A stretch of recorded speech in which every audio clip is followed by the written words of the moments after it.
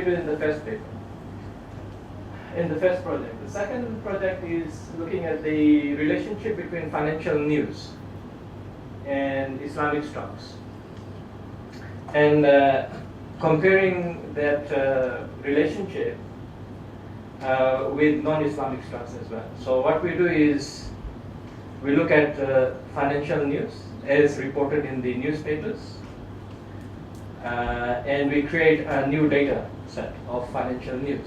So this is how we do. So we construct the daily time series data of financial news variable by extending a data set that was initially constructed by Garcia. This paper was published in the Journal of Finance in 2013. But his data set goes until 2005. So what they do is, and the way it works out is, they look at the New York Times, and there's a section that is published by the New York Times which looks at financial news. There's a page of news on finance.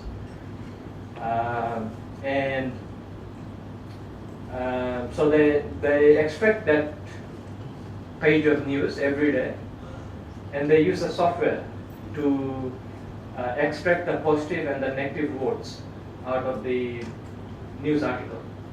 So it's like a sentiment, a measure of sentiment. Right? So it's a very, very labor-intensive work. Because you can imagine, picking out the news article every day, then using this software to scan the article. So what this software does, the uniqueness is that it scans the news article. And there was a financial news words dictionary that was published in Journal of Finance in 2001. What this financial news dictionary does, it identifies the common positive and negative words that we as readers and as investors associate with. Right? So like recession, inflation going up, right? Higher unemployment rates, right? So the key words that this dictionary has. And from memory, there are about 2,000 negative words in this dictionary, and there are about 1,000 or so positive words. So what this software then does, because this software is developed by some other people, it actually uses these 3,000 odd words as positive and negative. And then when you scan this article in this software, it will use those words and tell you how many of those are positive words and how many of those are negative words.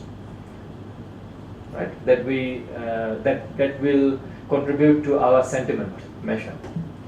So it's quite unique way of creating a data. So what it involves is that you extract all the articles from the New York Times, which is fairly straightforward to do.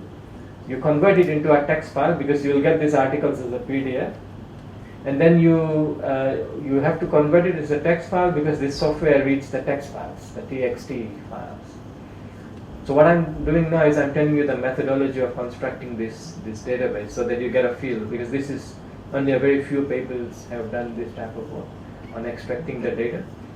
So what it does then, what we did, I think our data starts from 1996. Yes. So the daily data starts from 1996. The Garcia data set starts from 1995. So effectively, we only had 1 year of matching data. So what then we did for this period of time, we extracted all the news articles from the New York Times on financial news, that page, the financial news page that investors also read. And then we go through the same steps as I just explained to you. And what it then does is, for each day, it gives us the number of positive votes and the number of negative votes. So we have a nice time series data of positive and negative votes. So that becomes our financial news sentiment.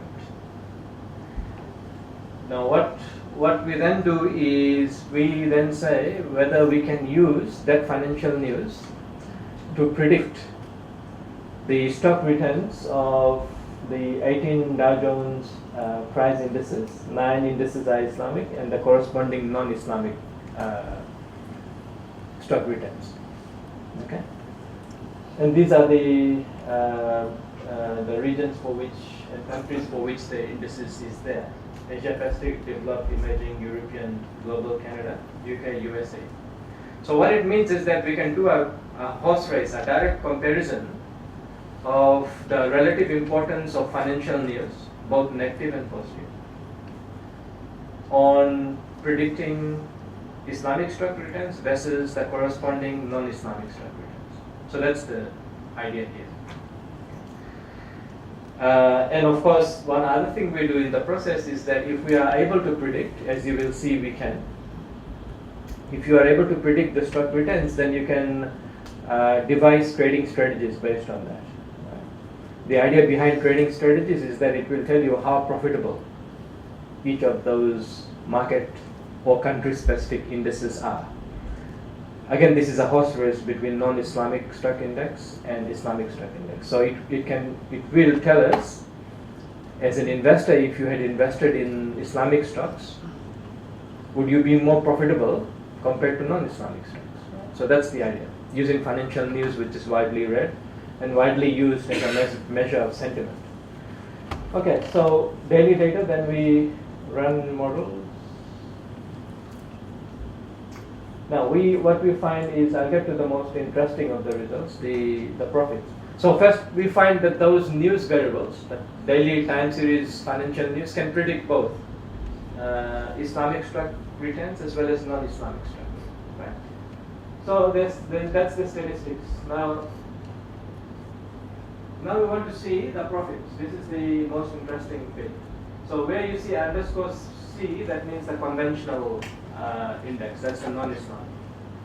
Underscore I, all these rows here, underscore I, these are the Islamic. And I've written the average profits are in bold. You can see that's the average profits here, for example. So if the way to interpret this is that if you as an investor invested in the conventional stock indices, your annualized return over that period of time from 1999 to 2012 would have been about 11.7%, compared to 14.3% had you invested in the corresponding Islamic stocks. I'll soon tell you how I get to these figures, but just to see the difference here is about 3%. You can make 3% more profits if you had used the financial news to forecast stock returns of Islamic stocks versus non-Islamic stocks. So one thing it tells us immediately is that financial news is a powerful predictor of returns, regardless of whether you talk about Islamic and non-Islamic. And it is also a powerful device that can be used to construct trading strategies. Now, what trading strategy I use here? Well, to get to these figures, what I use is a mean variance utility function, which is the most common and the most popular utility function-based trading strategy that is used in asset pricing forecasting. Okay? So it's a mean variance trading strategy that generates forecast by taking 50% of your sample as your in-sample period, and then you recursively or in a rolling window framework, you forecast returns for the remaining 50% of your sample. So the idea is exactly that. Right? And then we use different risk aversion parameters, and regardless of what you do, you see that the difference between profits, or the profits are always higher when you are investing in the Islamic stocks. So what is the message here? Forgetting about all this, the details and the specifics of these statistics. The message, as I said, is twofold. First is the New York Times, which publishes the financial news every day. That financial news has got a strong sentiment which influences stock returns. Whether you talk about Islamic or non-Islamic, it doesn't matter. It influences both. The question then is, if you were to do a horse race between Islamic stocks and non-Islamic stocks, to which type of stocks does this financial news matter most? Now we answer that question. It matters most for Islamic stocks. Because if you were to generate a trading strategy based on forecasting Islamic stocks using the financial news in the New York Times, you are going to make at least 3% more profits on an annualized basis over our time period of 1999 to 2012. Right? So, financial news as published in the New York Times, this is what we show, is useful predictor of stock returns for both Islamic as well as non-Islamic stocks. But a trading strategy that makes use of this financial news is going to be more beneficial to investors in the Islamic stocks compared to the same set of non-Islamic stocks. Right? So that's what we show in this particular paper, news-based evidence. Okay. The test project, it's again about momentum trading strategies for Islamic stocks, but it's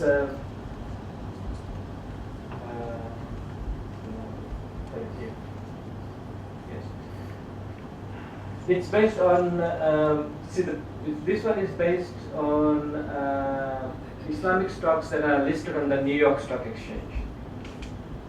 So we wanted to see whether the evidence we have been getting so far, so the first paper I talked about was Asia Pacific stocks. Right? This one looks at stocks that are listed in the New York Stock Exchange. And the idea here was to control for a wide range of other things that we have not done so. For example, does volatility matter? Does total volatility and idiosyncratic volatility of stocks matter in the profits? Does trading volume matter? So should you be choosing stocks with high trading volume or low trading volume when you are investing in Islamic stocks? We have no idea about that, right? So what it means is that if you have decided to invest in Islamic stocks, so what? Where are you going to invest? Which type of stocks? There are thousands and thousands of stocks, right? There. Where exactly are you going to invest? So what we are doing here, we are narrowing it down to specifics.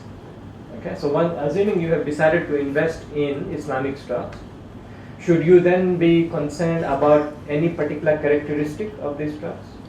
So the first one here, total volatility, idiosyncratic volatility. Should you be investing in a portfolio of high volatility or low volatility?